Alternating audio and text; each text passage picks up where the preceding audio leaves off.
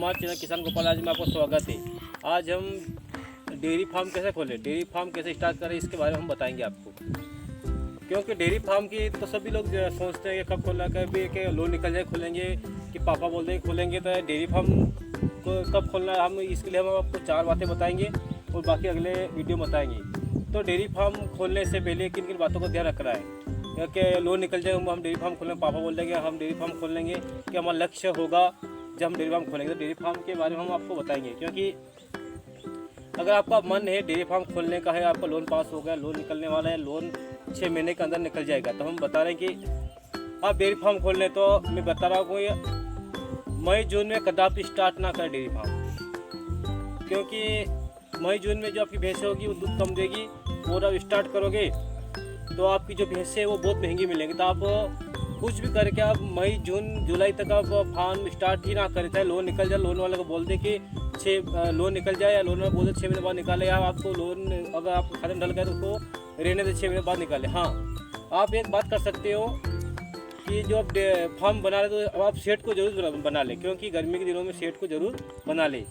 क्योंकि अगर शेड की भैंसों का तो एक दिन हो जाएगा काम, आपका कभी भी ला सकते हो। तो भैंसें लाओगे तो आपको गर्मी में बहुत महंगी पड़ेगी, तो आप शेड का काम गर्मी के दिनों में अवश्य कर लो आप। और इसके बाद की एक समस्या होती है कि स्टॉक का माल भी करना अनिवार्य है। अगर आपको पता है कि 6 महीने बाद हमारे फार्म खोलने वाले हैं या 4 महीने बाद हमारे भैंसें लाने वाले हैं, तो आप भूसा भी इकट्ठा कर लें। आप फार्म खोलने से पहले आप अपना टीन शेड बना लिया, अपने अच्छा फार्म बना लिया। इसके बाद जो भैंसों के लिए भूसे की आवश्यकता होगी, क्योंकि भैंसें लाओगे तुरंत भूसे की आवश्यकता पड़ेगी। आप अपने भैया क्या करेंगे, गर्मी में आप स्टार्ट नहीं करना है, सिर्फ आप टीन शेड बना लो। और जो भूसा है, अगर आप हाँ है कि आपको खोलना ही है, आपको लोन भी पास हो गया, तो आप भूसा भी स्टॉक कर सकते हैं।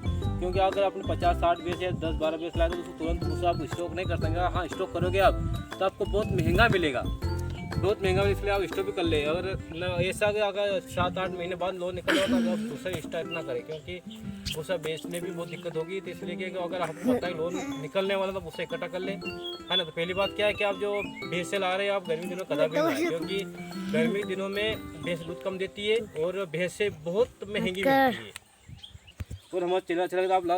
इसलिए आप क्या है कि आप जो फार्म बना रहे हो आप, हाँ ये एक बात कर लो, अगर आपने 3 शेड बना लिया, बना लो, भूसा इकट्ठा कर लिया, भूसा का स्टॉक कर लो, ठीक है, ये हो गया। दूसरी बात, मजदूर के भरोसे काम नहीं करना है कि आपके साथ आपके घर में मजदूर काम कर रहा है, कि ये कर रहा है कि वो मजदूर बोल देगा आप तो फार्म खोल लो, हम बना लेंगे, तो वो अच्छा काम नहीं चलेगा। तो क्या करना है कि मजदूर के भरोसे काम नहीं करना, आपका खुद की इच्छा होनी चाहिए, आपको खुद काम करना याद होना चाहिए कि भैंस को किस टाइम नहलाना, किस टाइम दूध निकालना है। दूध निकालना ऐसा देखा है मैंने, कई लोगों को तो दूध निकालना भी याद नहीं होता है।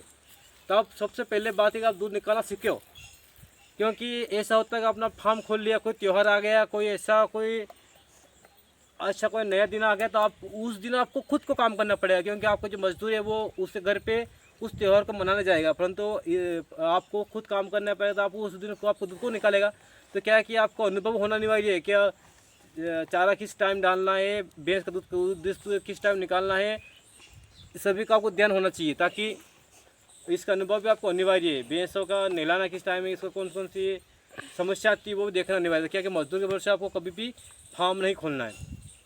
और तीसरी बात बहुत अच्छी है, इम्पोर्टेंट है, क्योंकि हाँ आपका लोन पास हो गया है, आप भैंस लाने वाले, तो उससे क्या लगभग 40 से 50 दिन पहले आप हरा चारा बो लीजिए, क्योंकि आप भैंस लाओगे तो तुरंत आपका हरा चारा बड़ा नहीं हो जाएगा। तो इसलिए क्या है कि आपको जो हरा चारा है वो भैंस से, हाँ हो गया फार्म, टीन शेड बना लिया, हमने भूसा इकट्ठा कर लिया, हम भैंस लाने वाले हैं, भैंस को लाने वाले हैं हम, तो उससे पहले क्या करना है आपको, जो हरा चारा है अपने आपको 10-12 भैंस लाने, लगभग 1 बीघा ज़मीन में लगभग आपको हरा चारा बो देना चाहिए 40 दिन बाद।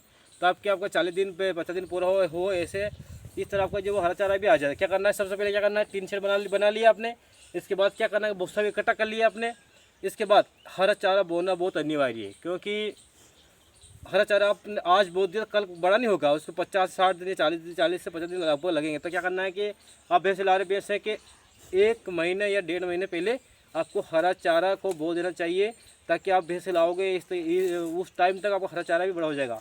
और तीसरी बात, भैंस लानी है तो भैंस सिर्फ आप अक्टूबर-नवंबर लाए, क्योंकि उस समय क्या होता है, दूध का उत्पादन बहुत ज़्यादा होता है। और उपभोग करने वाले लोग कम होते हैं, तो भैंसों का जो रेट होता है वो सस्ता होता है, क्योंकि जून जुलाई की अपेक्षा लगभग 20% या 30% भाव कम होता है। तो आपको क्या करना है कि जब भैंसे ला रहे हैं, तीसरी बार की भैंस, तो आप भैंसे को अक्टूबर से लगाकर नवंबर दिसंबर तक ही लाए, क्योंकि उस समय, क्योंकि हम देखा है कि जिस चीज़ का उत्पादन ज़्यादा होगा और जिस चीज़ का उपभोग कम होगा उसका रेट हमेशा कम रहेगा। तो क्या कि मई जून है, जो मई जून है, उस समय क्या होता है कि दूध का उत्पादन कम होता है, उपभोग ज़्यादा होता था, तो दूध की मांग ज़्यादा होती है, तो इसलिए दूध का रेट ज़्यादा था, परंतु भैंसे, इसलिए भैंसे बहुत महंगी मिलेगी। तो आपको क्या करना है, आपको नए डेयरी फार्म में, तो आपको जो फार्म है लॉस ना हो जाए, इसलिए आपको भैंसे कब लानी है। चौथी बात की ध्यान रखना है कि भैंसे लाने से आपको नवंबर दिसंबर में लानी है। अक्टूबर से लगाकर नवंबर दिसंबर 3 महीनों किसी महीने आप ला सकते हो। तो 3-4 बातों को अवश्य ध्यान रखें। अगले हम ज़्यादा लाइक सब्सक्राइब जरूर कर। धन्यवाद।